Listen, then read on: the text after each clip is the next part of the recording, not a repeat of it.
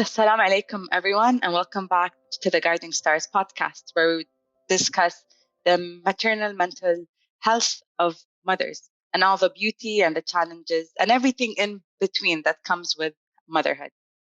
Our guest today is Samar Shorafa, the CEO of She is Arab and a young Arab leader member.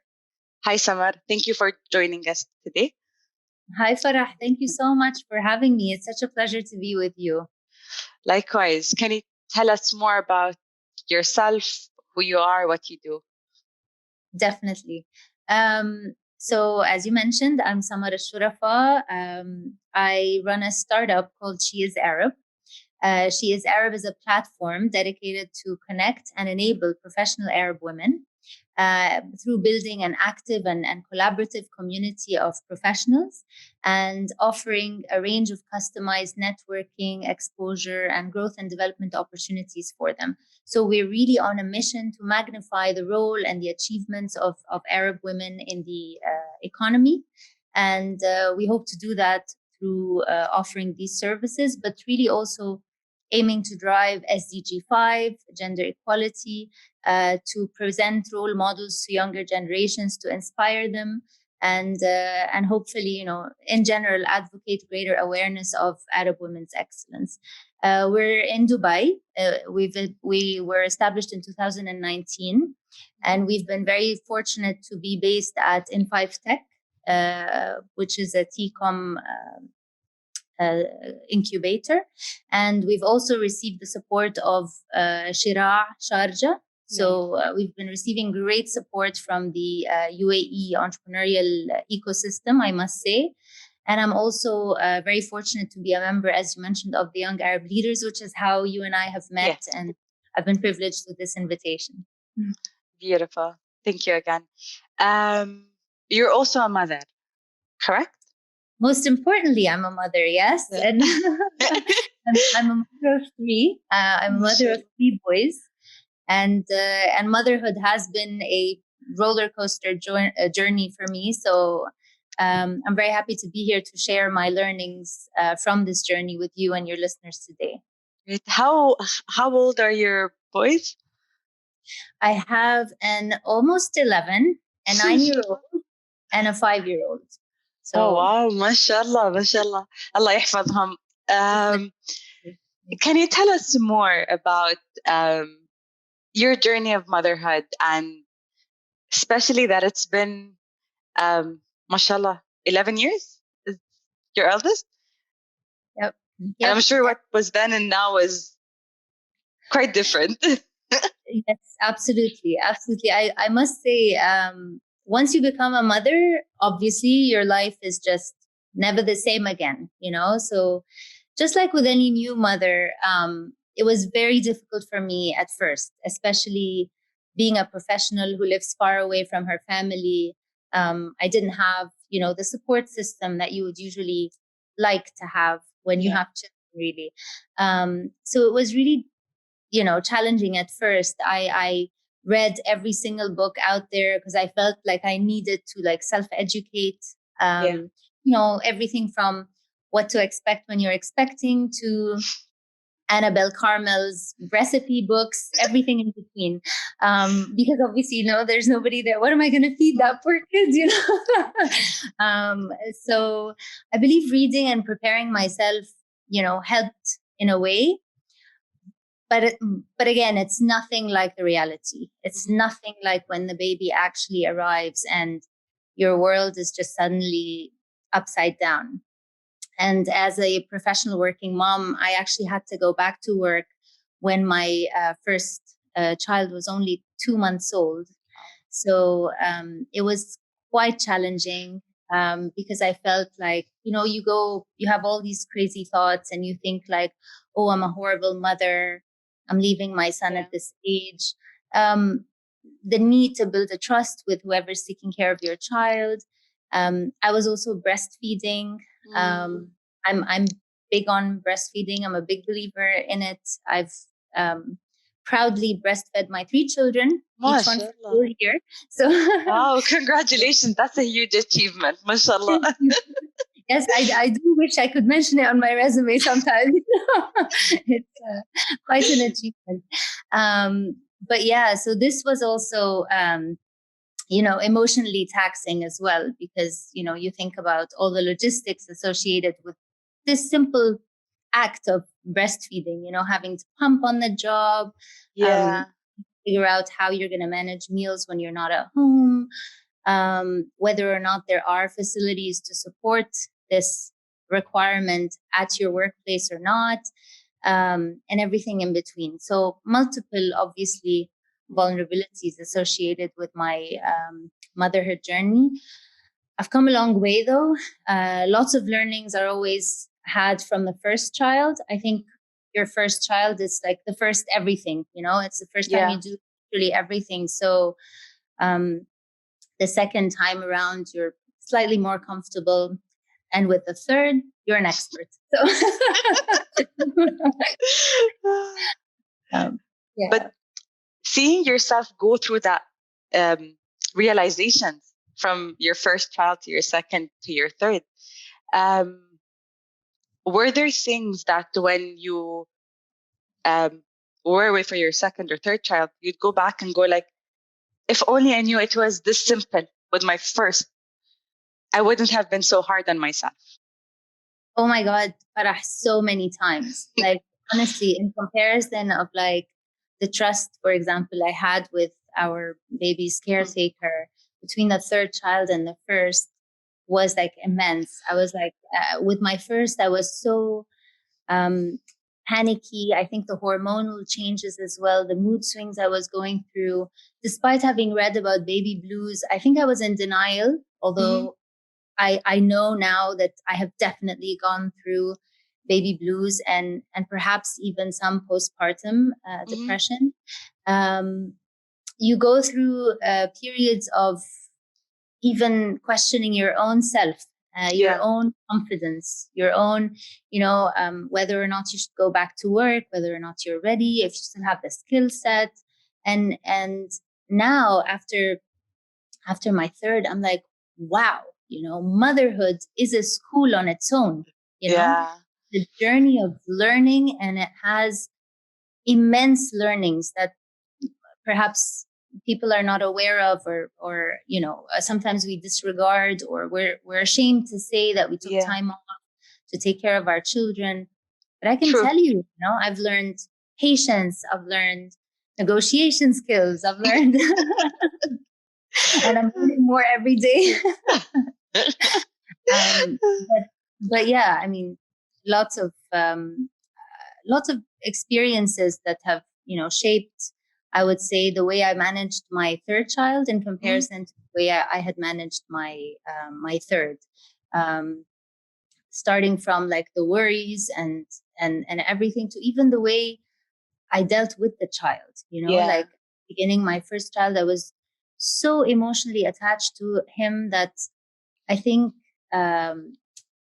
I realized that it also would end up affecting his own independence. I made him so dependent on me at some point. I was so attached to my child at the beginning.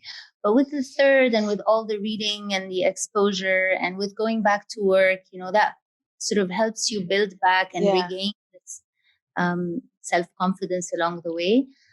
But it is overwhelming. And I know now that it's normal to feel overwhelmed. It's normal to feel anxious. It's normal to be moody. And we also need to be understanding of like the mothers around us, But now I can tell you that I'm unapologetic about the time I took away to be a mother. I'm extremely proud of it. Unfortunately, though, there is a stigma attached to it, especially in our. That's so true. That's so true. And going back to work after being a mom, and you said you did it 2 months after giving birth, how were you able to, or what advice would you give mothers who are going back to work so soon after delivering and finding that peace within themselves to be a working mother? Yeah, it's definitely tough, but I want to tell these mothers out there that it's doable. It's doable with the help of yourself. You need to also help yourself. First and foremost, you need to be kind to yourself. You need to stop blaming yourself and worrying about every, small detail. And you need to carve out time for yourself, for your own well-being, be it going to that, I don't know, yoga class, or going for a walk, or even using your meditation app for just half an hour to maintain your sanity. I'd say first and foremost, take good care of yourself. A very, very important thing also is to have a trusted caretaker for your child. So whether, you should hire in advance and train that person, make sure that when you leave to work, this is somebody you can really trust to leave your child with. Or if you opt to using a daycare facility, for example, that's also an option for those who don't have help at home or can't afford help at home. We need to look for whatever works for us. So what has worked for me won't necessarily work for everybody. But, in my case, I was lucky with my first child, for example, that my mother-in-law actually came over. She doesn't live in the UAE, but she came over and she stayed for a couple of months at the beginning. And that helped with training the caretaker or the nanny. So when she left and my son was 4 months old, I was a little bit more comfortable. Imagine I just left my son with the nanny right away. So it was like a bridge, I would also say do it gradually. So don't suddenly go back to the office, start by letting go. For example, start by actually enrolling your child in that daycare or leaving him or her with your family and go run a few errands. So start detaching yourself gradually. Don't do it all at once. And I think one very important thing that I have done, and that was a learning with my second and third, is staying up to date. So if you can, always continue with your reading, with following the news as much as you can, without obviously too much pressure. But in the current day and time, changes happen really quickly. Social media, technology, etc. There are always news and events and things going on. So just try to stay on top of your game during that time as well. But most importantly, just take it easy on yourself. Beautiful.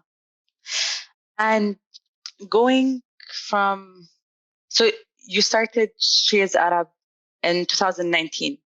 Yes. Correct? Can you tell us more about what sparked that idea within you to create a platform like She is Arab? Oh, that's a big question.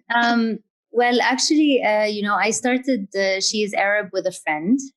We were both, driven by impact. We wanted to make a difference. We wanted to make a positive impact when it comes to women's economic empowerment. And this is really the focus of She is Arab. And I can say that my experience as a mother has had to do with that as well, because during the time when I stayed at home and I opted for not working, I can tell you that it wasn't well received by many.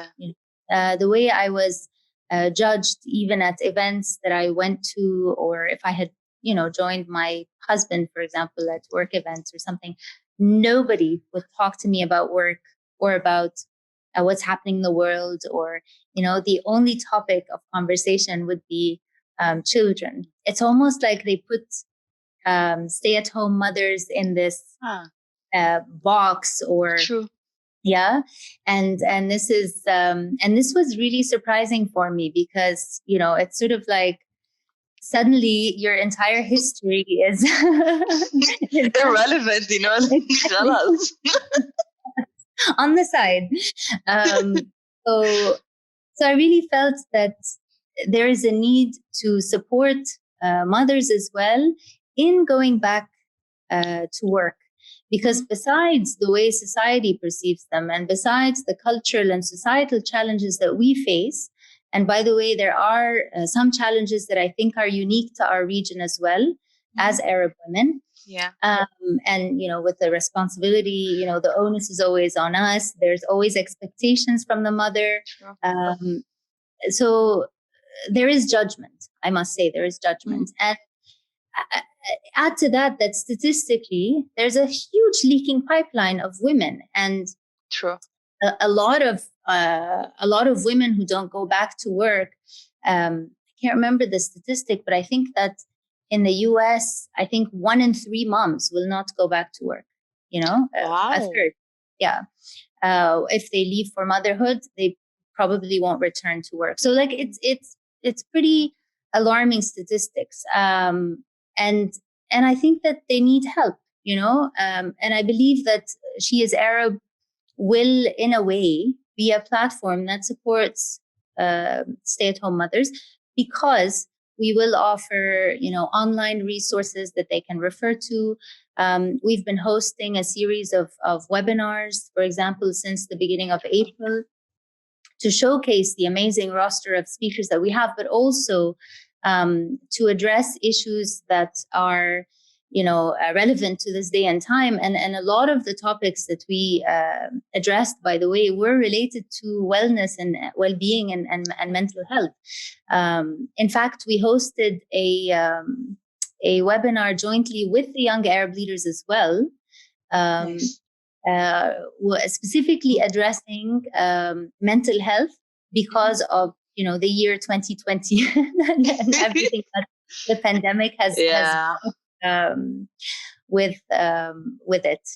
It hasn't been obviously an easy year for anyone, but we have consciously incorporated a number of sessions that address this issue, whether how it applies to the Gen Z, how it applies to refugees, how it applies to working women, and how to find your inner peace. And I think that these have really helped. I mean, I've even heard from the chairperson of Young Arab Leaders, Mona Al-Gurg. She just said it on a meeting we had the other day online. She said, your webinars helped me get through during the lockdown. And that was like a great, acknowledgement of, the effort. I believe that it's a recognition that people really needed that, and so I think, addressing this issue with a focus on mothers and stay-at-home moms in particular is of paramount importance. This is a sector of the society that needs to be focused on. We need to also, measure what is happening, how many women are affected by motherhood, whether positively or negatively, how many women are actually, rejoining the workplace after becoming mothers. There's a lot that needs to be done in this space. And how many of them, after joining, how long do they stay? Because some test it out for a while and then go like, maybe it's not for me. And I think one of the most beautiful things about She is Arab, and from what you mentioned, is having those resources available for those who choose to become stay-at-home mothers, to stay on top of the latest trends, what's happening in the world. So they're not living in their own bubble of motherhood. And I think having that and making it available for everyone, as you said, not just mothers, but everyone who feels that they need that sort of platform to be inspired, to connect, and to be with one another. You mentioned about having some events with Young Arab Leaders, and we're both members of the Young Arab Leaders Network. Can you tell me more about how your experience been so far with connecting with the other members, mothers or otherwise? Well, I mean, as I just mentioned, Mona Al-Gurg as the chairperson, I mean, it's really energizing to see that the person at the helm of this amazing organization is a woman. She's a working mother. She's a demonstration that you can actually do it. You can actually balance between work and home, and be a mother, do it all. It's a question of time management. There are also a couple of amazing mothers that I've met. Obviously, you, Farah, and I'm so pleased, proud to have met you. But I also know Helen Al-Uzaisi, who is also a member of She is Arab community. She's phenomenal as well in what she does in the education and entrepreneurship sector. There's Hiba Sayed. So I've met some amazing, successful mothers who are true role models, and they are inspirational role models to other women who potentially could be aspiring to be working mothers, but are questioning their ability to get back to work and so on. And this is where, again, I see that She is Arab will add value, showcasing these success stories and demonstrating that it's possible, is I think is key. Growing up in the region, I don't think I've seen enough role models surrounding me, to wish for what I want to be when I grow up. I've even recently, I've been very pleased to start seeing, books and publications that include, names of Arab women from the region. There was one by a young Emirati, even a book about 13 amazing Arab women. I should share the title. But before that, I don't have girls, but when I was buying books for my nieces, for example, about, I don't know, titles like Rebel Stories for Women and Girls or whatever, and not a single Arab is there. Or if any, there's only like one, like, for example, God bless her soul, Zaha Hadid, or, the famous ones. But there are so many out there, so many. True. That we know nothing about. So we have a role to play in showcasing these stories. And hopefully with the support of these amazing women out there, we will get there. Inshallah. And you're absolutely right. Someone like Munal Gurk is such an inspiration, and seeing her being able to achieve things, and not just for herself, but she actually is lifting and supporting other women, her colleagues. And it's so beautiful to be part of that, ecosystem, despite working on She is Arab, being a mom, juggling so many other things that you do. What benefits do you, from your experience, do you see those activities at the Young Arab Leader Network can give to us, to the youth, to be part of building that foundation, if you may?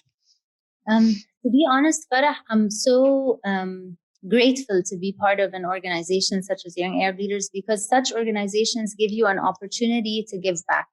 Yeah. And personally, one of my personal values, and the first value on She is Arab's list of values is impact. And it's all about, giving back. It's it was what drove me even to start She is Arab, wanting to make a difference.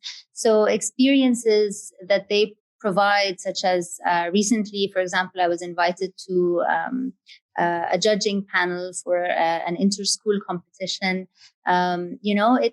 It's very engaging. It helps you connect with youth. It helps you stay grounded. It gives you a sense of satisfaction with absolutely no expectation for anything in return. It's just something that you do out of truly wanting to give back. It's a human to human transaction, sharing skills, driving change. So I really, really enjoy that. And I hope that She is Arab will also be able to provide such opportunities for its community members. Inshallah. Beautiful. Thank you very, very much, Samar. It's been very, very interesting to see how your own journey of motherhood helped you realize so many things, and being in an incident where no one would talk to you if it's not child related or motherhood related, and wanting to change that, and putting together She is Arab, and sharing your insights about the Young Arab Leaders Network has been very very eye-opening and inspirational for me, and I'm sure the same for our listeners. Is there anything else you'd want to leave them with, whether they are working moms, entrepreneurial moms, or stay-at-home moms? Um, well, yeah, I mean, I have a lot that I want to share. I always have a lot to share. I would also really encourage, moms to, or even pregnant women, because, with your focus on maternal mental health, which I think is extremely critical for our region. While preparing for our chat, I looked at some statistics even from the region, and they're quite alarming. So kudos to the work that you're doing. I mean, if, I read that up to 80% of mothers actually go through baby blues. But if you look at Western mothers, 10 to 15% of these mothers go through postpartum depression. But in comparison to the Arab world, the rate is much higher. Yeah. Way much higher, like it's 14 to 27%. So I believe that we need to do a lot of work here when it comes to awareness raising and really shedding some light on the importance and how critical this issue is. But what I want to say to mothers again is, besides being kind to yourself and supporting yourself and so on, there are so many support groups out there that can also be of help. Yeah. For example, when I had issues with breastfeeding and with the absence of my mother or a family around me, I resorted to an organization called La Leche League, for example, which has chapters in the UAE and elsewhere around the world. There are so many voluntary organizations out there that you can connect with. So if you can't find like a group of mothers perhaps going through the same experience, if you're pregnant with twins, they can be like groups of mothers of twins. We were talking before the show. I told you about my sister's experience. She has triplets, so I've gone through that with her as well. So really try to find support groups. And the most important thing is, don't be afraid to ask for help when you need it. Don't assume that people know what you need, whether it is your employers or your colleagues at work or even your family members, your spouse. Don't assume that they know what you need, so ask for it. Don't be shy to share, because if you need it, you ought to get it, right? You don't want to wait and then be in a dangerous sort of zone, if you will, because 7 in 10 women underplay or hide the fact that they're feeling depressed or that they're feeling. So that leaves so many out there who are unattended to, with not out of lack of support, but it's, people could be out there and willing to support your friends and your family and so on, but they just don't know. So it is your responsibility as well to take care of yourself. And part of that is to share your needs, voice your concerns. So do that, take a break, be kind to yourself, talk to yourself the way you would talk to your best friend. I heard that, by the way, on one of She is Arab's webinars. From one of our amazing coaches. And I think she is absolutely right. I also read it in Brene Brown's books, talk to yourself the way you would talk to your best friend. Be kind to yourself. Stop saying, oh my God, I'm horrible. Oh my God, I'm a very bad mom. I can't believe I left my child to do this. I can't go to this work engagement. Take it easy, and just be positive, have a positive mindset. You're going to attract positivity to you. So beautiful. Thank you. Thank you very, very much for your time for today. And if people want to know more about Samar, about She is Arab, where can they find you? Feel free to connect with me on LinkedIn, Samar Al Shorafa, but also please check out She is Arab's pages across all of the social media platforms. We're on Instagram, LinkedIn, Facebook, and Twitter. And you can also visit our website, sheisarab.com. And thank you so much, Farah. Really, it's a pleasure being here with you today. And I hope this was useful to the listeners. I have no doubt about that, Samar. Thank you so much. It's been such an inspiration for me to see that any path that we choose in life, and as long as it's the path that it's ours, we will be able to make the most out of it. The same way you're making beautiful impact with She is Arab. Thank you again, Samar, for being with us. Thank you for your time. And to all our listeners, I urge you to reach out to Samar to check out She is Arab platform. It's a beautiful platform that allows you to connect, interact, and just be among inspiring women around the world. Thank you very much, Samar, again. And tune in till the next episode. Thank you. Thank you, Farah.